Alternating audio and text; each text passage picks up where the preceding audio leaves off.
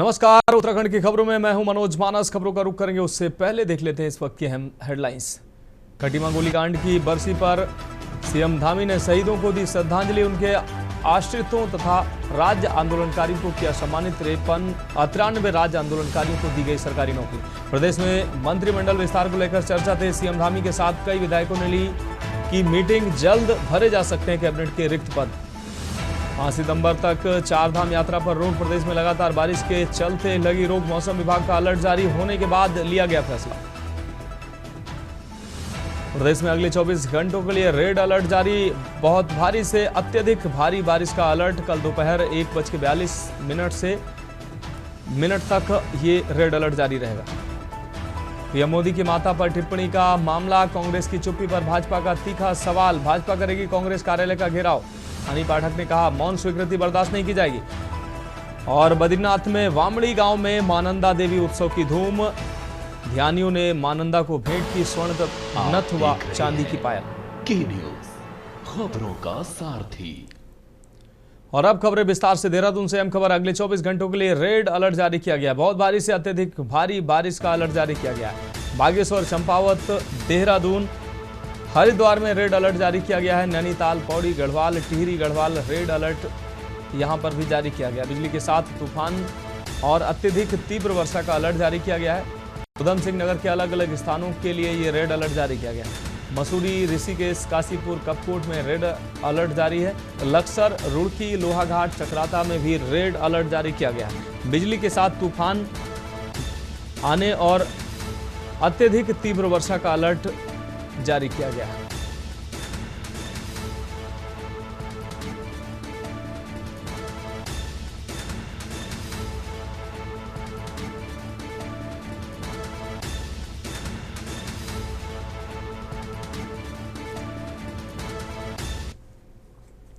अब बढ़ेंगे अगली खबर की ओर। खटीमा में पिछले 3 दिनों से हो रही मूसलाधार बारिश ने जनजीवन को पूरी तरह से अस्त व्यस्त कर दिया है। क्षेत्र की सभी नदियां और नाले उफान पर हैं, जिससे शहर से लेकर गांव तक जलभराव की स्थिति बन गई है। लोग घरों में कैद हैं और खेत खलिहान जलमग्न हो चुके हैं और किसानों की हजारों एकड़ फसलें बर्बाद होने की आशंका है। इंडो नेपाल सीमा पर स्थित शारदा नदी ने विकराल रूप धारण कर लिया है। जलस्तर बढ़ने से बनमहोलिया, सिसैया और मेलाघाट जैसे गांवों में पानी घुस गया है। ग्रामीणों की फसलें नदी की चपेट में आ गई हैं और जिससे लोग सुरक्षित स्थानों की ओर पलायन कर रहे हैं। प्रशासन पूरी तरीके से अलर्ट मोड पर है। उप जिलाधिकारी तुषार सैनी और तहसीलदार वीरेंद्र सजवाड़ ने मेलाघाट क्षेत्र का स्थलीय निरीक्षण किया है।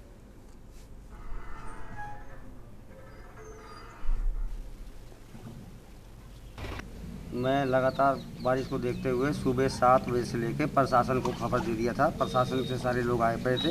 इसमें हल्का पटवारी, तहसीलदार, एसडीएम, रेस्क्यू की सारी टीमें आई हुई हैं और ये जितने भी बाढ़ पीड़ित लोग हैं उनकी मदद के लिए भोजन की व्यवस्था उन्होंने करवा रखा है। बहुत दिक्कत का सामना करना पड़ रहा है। पिछले 2 साल से यहाँ पानी भर रहा है। भूसा हमारा जो घर का खाना वाना है सब पूरा बर्बाद हो गया।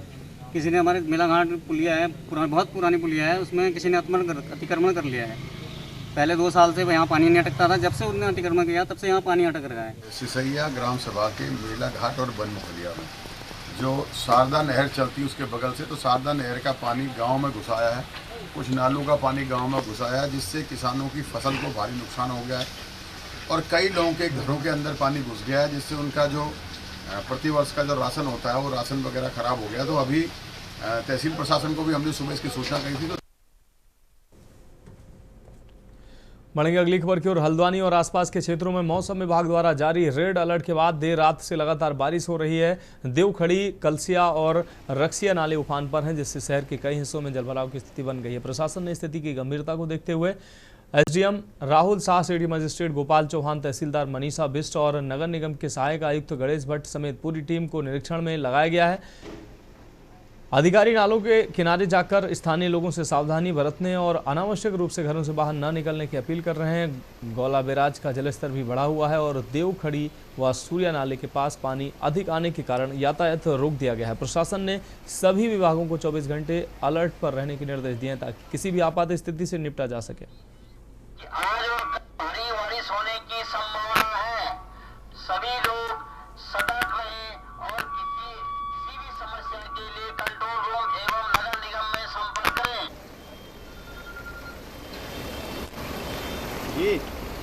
सभी जगह लगातार बारिश की वजह से जलस्तर बढ़ा है। देवखड़ी में भी पानी बढ़ने की वजह से हाईडल के पास अभी यातायात रोका गया है। रक्सिया में भी पानी बढ़ा है। जो भी आपके असंवेदनशील क्षेत्र में मुनादी करके लोगों को शिफ्ट करने की कार्रवाई भी की जा रही है। गौला के स्तर में भी वृद्धि हुई है।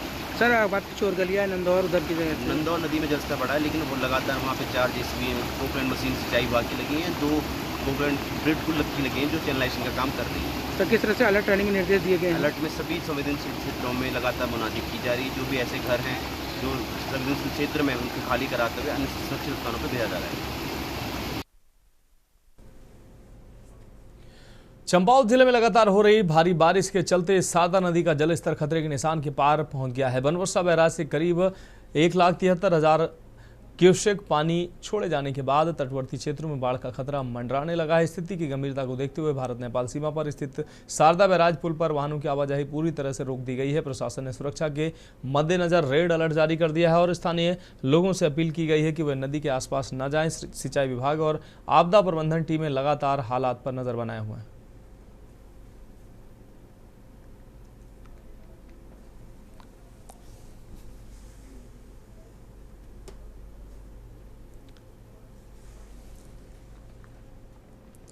बढ़ेंगे अगली खबर की ओर। चंपावत जिले में लगातार बारिश के चलते सारदा नदी का जलस्तर खतरे के निशान के पार पहुंच गया है। बनबसा बैराज से 1,73,000 क्यूसेक पानी छोड़े जाने के बाद तटवर्ती क्षेत्रों में बाढ़ का खतरा बढ़ गया है। भारत नेपाल सीमा पर स्थित सारदा बैराज पुल पर एहतियातन लोगों की आवाजाही पूरी तरह से रोक दी गई है। प्रशासन ने अलर्ट जारी करते हुए लोगों को सुरक्षित स्थानों पर जाने की सलाह दी है।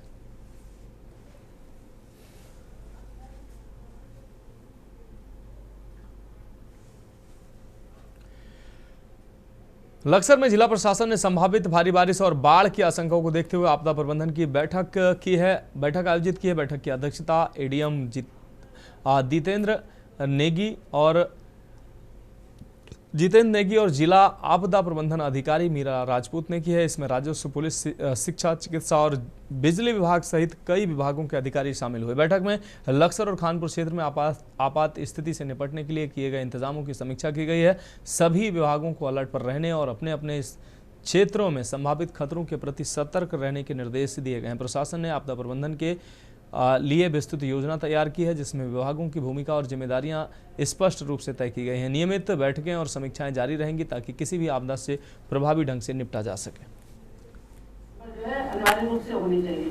सरकार मौसम विभाग द्वारा जो रेड अलर्ट जारी किया गया है जनपद हरिद्वार में, तो 2-3 दिन जो है भारी वर्षा की जो है चेतावनी जारी की गई है। इसी के दृष्टिगत जो है जिलाधिकारी महोदय द्वारा दिए गए निर्देशों के क्रम में तहसील लक्सर में जो है आपदा की पूर्व तैयारी के संबंध में बैठक आहूत की गई, जिसमें सभी संबंधित अधिकारियों को यहाँ पे आमंत्रित किया गया।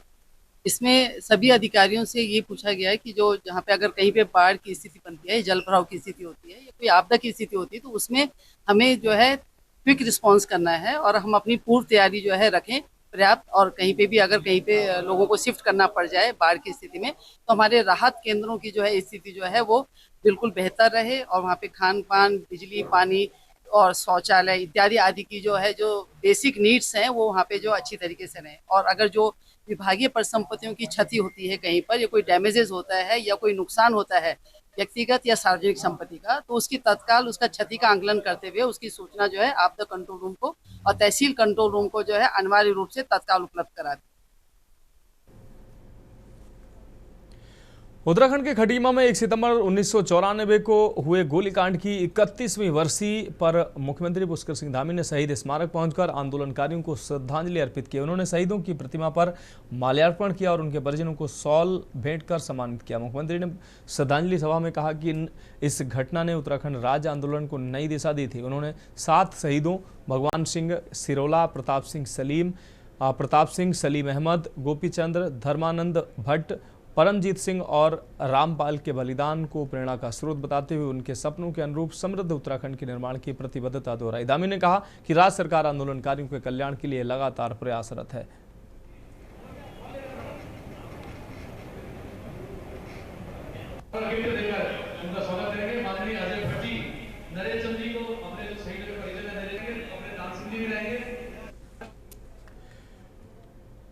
उत्तराखंड के कोटद्वार में स्वामी यति परमानंद गिरी ने प्राकृतिक आपदाओं को लेकर सरकारों पर तीखा हमला बोला है। मीडिया से बातचीत करते हुए उन्होंने कहा कि देवभूमि में तीर्थ स्थलों को पर्यटन केंद्र बनाकर जिस तरह से विधर्मियों के हवाले किया गया है वही इन आपदाओं का मुख्य कारण है। स्वामी नंदगिरी ने आरोप लगाया है कि सरकारों ने धार्मिक स्थलों की पवित्रता को नज़रअंदाज कर उन्हें व्यावसायिक गतिविधियों का केंद्र बना दिया है, जिससे प्रकृति का संतुलन बिगड़ रहा है। उन्होंने ये भी कहा कि जब तक हिंदू मठ मंदिरों में समुदाय विशेष के लोगों का प्रवेश वर्जित नहीं किया जाएगा तब तक इस तरह की आपदाएं आती रहेंगी। उनके इस बयान पर राजनीतिक और सामाजिक हलकों में तीखी प्रतिक्रियाएं सामने आ सकती हैं। हालांकि उन्होंने ये भी स्पष्ट किया कि उनका उद्देश्य धार्मिक स्थलों की गरिमा बनाए रखना है, न कि किसी समुदाय को निशाना बनाना। ये बयान ऐसे समय में आया है जब उत्तराखंड लगातार प्राकृतिक आपदाओं से जूझ रहा है और राज्य सरकारें राहत एवं पुनर्वास कार्यों में जुटी हुई हैं।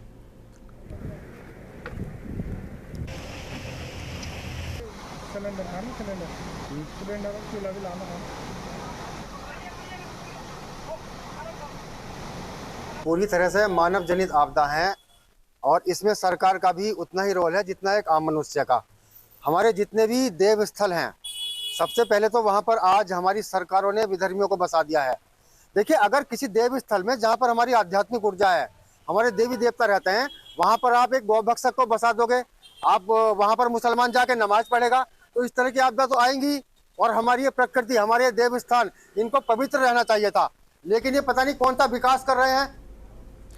उत्तराखंड के खटीमा में 1 सितंबर 1994 को हुए गोलीकांड की 31वीं बरसी पर मुख्यमंत्री पुष्कर सिंह धामी ने शहीद स्मारक पहुंचकर आंदोलनकारियों को श्रद्धांजलि अर्पित की है। उन्होंने शहीदों की प्रतिमा पर माल्यार्पण किया और उनके परिजनों को शॉल भेंट कर सम्मानित किया। मुख्यमंत्री ने श्रद्धांजलि सभा में कहा कि इस घटना ने उत्तराखंड राज्य आंदोलन को नई दिशा दी थी। उन्होंने 7 शहीदों भगवान सिंह सिरोला, प्रताप सिंह, सलीम अहमद, गोपीचंद, धर्मानंद भट्ट, परमजीत सिंह और रामपाल के बलिदान को प्रेरणा का स्रोत बताते हुए उनके सपनों के अनुरूप समृद्ध उत्तराखंड के निर्माण की प्रतिबद्धता दोहराई। धामी ने बताया कि राज्य सरकार आंदोलनकारियों के कल्याण के लिए लगातार प्रयासरत है, जिसमें नौकरियों में आरक्षण, मुफ्त चिकित्सा सुविधा और चिन्हीकरण जैसी योजनाएं शामिल हैं। उन्होंने आश्वासन दिया कि शहीदों के सपनों को साकार करने के लिए सरकार हर संभव कदम उठाएगी।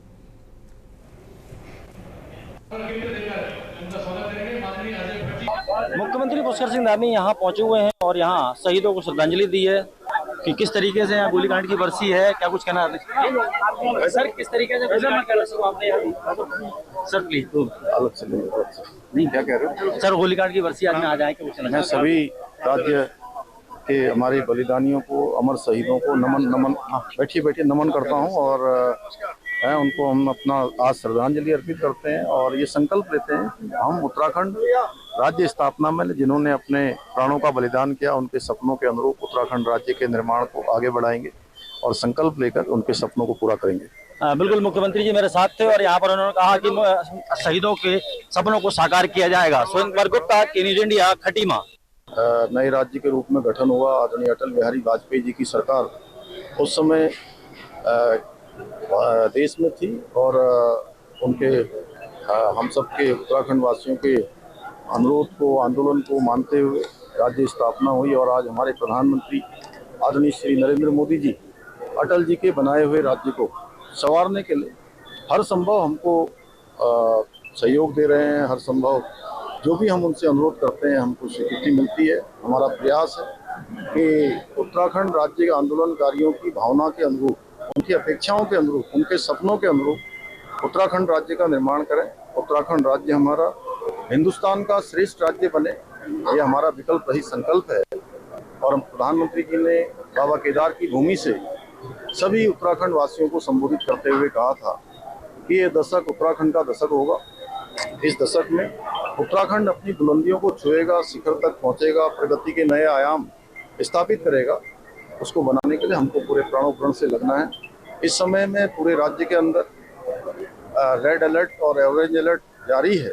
उसके कारण से अनेक स्थानों पर आज आपदा आई हुई है। उत्तराखंड का प्रत्येक जनपद, चाहे मैं अगर धराली से शुरू करूं तो धराली में आपदा आई है, थराली में आपदा है, रुद्रप्रयाग के हमारे कई स्थानों पर आपदा है, उत्तरकाशी के स्याना चट्टी में, बागेश्वर में, पिथौरागढ़ में, उधम सिंह नगर और हरिद्वार में अनेक स्थानों पर जल भराव है, देहरादून में, टेहरी के घनसाली क्षेत्र में भी बादल फटा है। हम ऐसे समय में हमारी सरकार, हमारे सभी जनप्रतिनिधि सब मिलकर हम सब लोग, सबसे पहले हम सबका कर्तव्य है कि हम सब आपदा पीड़ितों के साथ खड़े हों और उसमें हर संभव जो हमारी एजेंसियां काम कर रही हैं उन एजेंसियों का भी हम प्रोत्साहन करें, चाहे वो हमारी NDRF है, SDRF है, सेना के लोग हैं या हमारे स्थानीय प्रशासन के लोग हैं, आपदा प्रबंधन के लोग हैं, उन सभी का भी प्रोत्साहन करना है।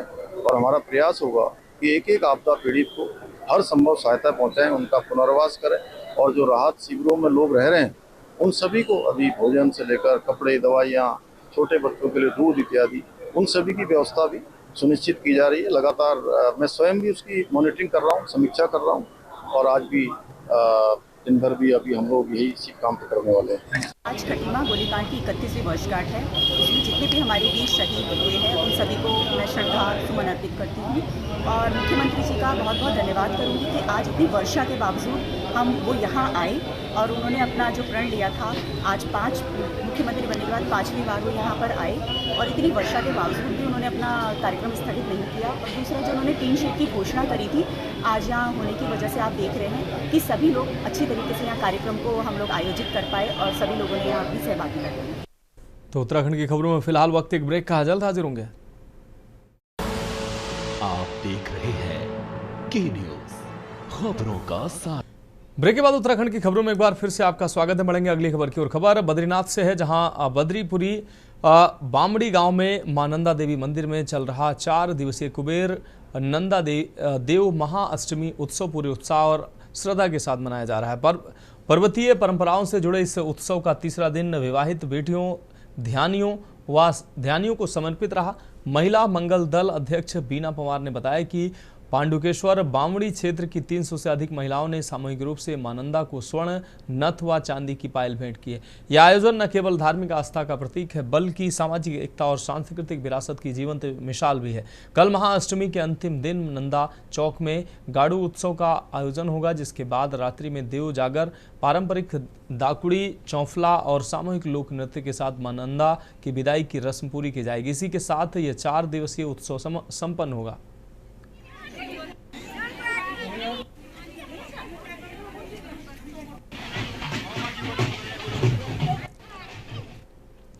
अगली खबर का रुख करेंगे। अगली खबर सोनप्रयाग से है, जहां मनकटिया लैंडस्लाइड जोन में एक दर्दनाक हादसा सामने आया है। सोनप्रयाग से गौरीकुंड जा रही मैक्स वाहन, जिसमें 11 लोग सवार थे, अचानक ऊपर से आए बड़े पत्थर की चपेट में आ गए। हादसे में 2 लोगों की मौके पर ही मौत हो गई, जबकि 3 अन्य गंभीर रूप से घायल हो गए। घटनास्थल पर राहत और बचाव कार्य किया गया। यह हादसा पहाड़ी क्षेत्रों में लगातार हो रही भूस्खलन की घटनाओं की गंभीरता को फिर से उजागर करता है। प्रशासन ने यात्रियों से सावधानी बरतने की अपील की है।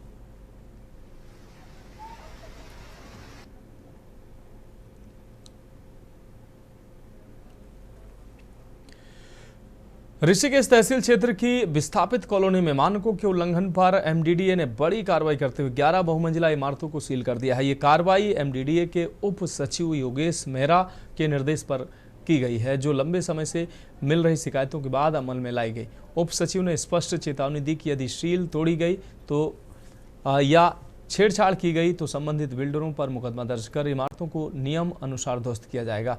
एमडीडीए की इस कार्रवाई से अवैध निर्माणकर्ताओं में हड़कंप मच गया है। विभाग ने बताया है कि बिना नक्शा पास कराए या मानकों का उल्लंघन कर बनाई जा रही इमारतों की पहचान कर लगातार कार्रवाई की जा रही है।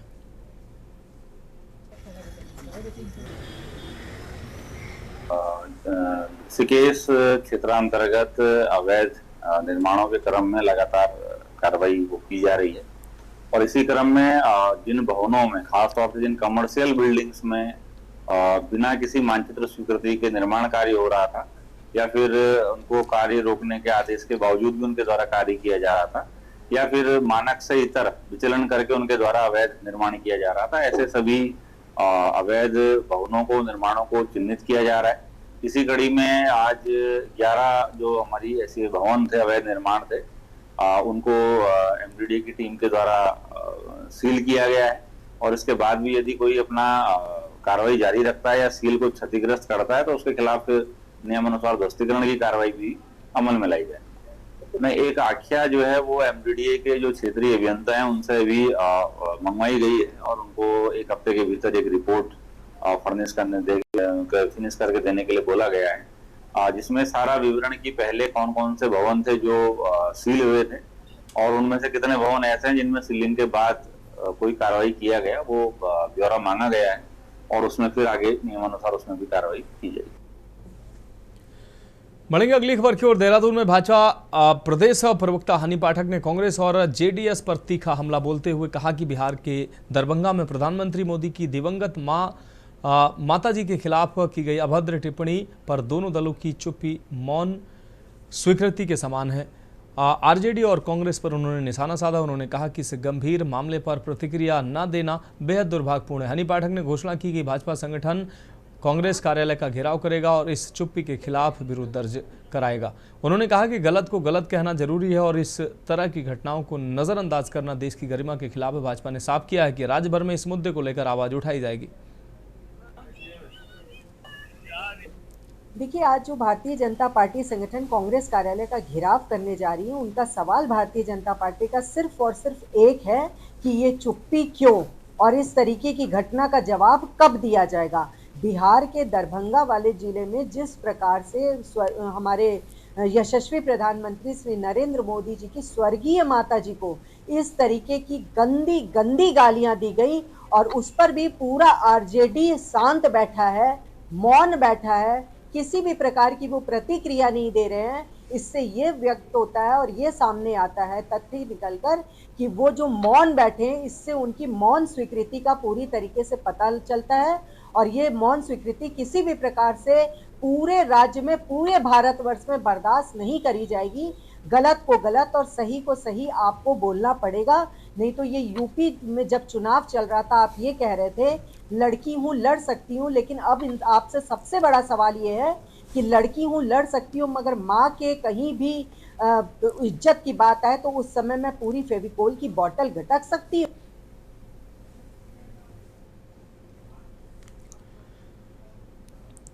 विकासनगर में भाजपा ने कांग्रेस के खिलाफ जोरदार विरोध प्रदर्शन किया। यह प्रदर्शन बिहार के दरभंगा में राहुल गांधी और तेजस्वी यादव की रैली के दौरान प्रधानमंत्री नरेंद्र मोदी की माता जी को लेकर की गई अभद्र टिप्पणी के विरोध में हुआ। प्रदर्शन की अगुवाई क्षेत्रीय विधायक मुन्ना सिंह चौहान और जिलाध्यक्ष मीता सिंह ने किए। भाजपा कार्यकर्ताओं ने शहर में रैली निकालकर कांग्रेस के खिलाफ नारेबाजी की और राहुल गांधी का पुतला दहन कर अपनी आपत्ति दर्ज कराई है। भाजपा का कहना है कि इस तरह की अभद्रता लोकतंत्र और राजनीतिक मर्यादा के खिलाफ है और कांग्रेस नेताओं को सार्वजनिक रूप से माफी मांगनी चाहिए। ये बहुत शर्मनाक, बहुत ही घृणित, बहुत ही निंदनीय कृत्य है राहुल गांधी जी का, कांग्रेस पार्टी का और इंडी गठबंधन का। मां सर्वथा पूज्य है, राजा हो रंक हो, मां सर्वथा पूज्य है और प्रधानमंत्री नरेंद्र मोदी जी की माताश्री, उनका जो एक अनुकरणीय जीवन यात्रा रही वो तो पूरे देश और दुनिया ने देखी। देश को गाली देने का काम, मातृशक्ति को गाली देने का काम, उसके लिए देश की जनता कभी भी राहुल गांधी को, कांग्रेस पार्टी को माफ नहीं करेगी। फिलहाल उत्तराखंड की खबरों में अभी के लिए मेरे साथ इतना ही। मुझे दीजिए इजाजत और आगे आप देखिए के न्यूज इंडिया का विशेष कार्यक्रम मंथन हमारे प्रधान संपादक दुर्गेन चौहान जी के साथ।